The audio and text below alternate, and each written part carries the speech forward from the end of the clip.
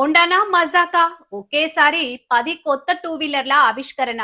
ADV 160 నుంచి QC3 EV వరకు list ఇదే.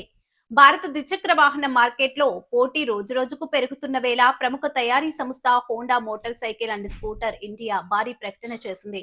ఒకేసారి 10 కొత్త టూ వీలర్లు ఆవిష్కరించి మార్కెట్ ని ఆశ్చర్యపోయేలా చేసింది. దీంట్లో 7 పూర్తిగా కొత్తగా తీసుకొచ్చిన మోడల్స్ కాగా మరో 3 అప్డేట్ వర్షన్ మోడల్స్ ఉన్నాయి.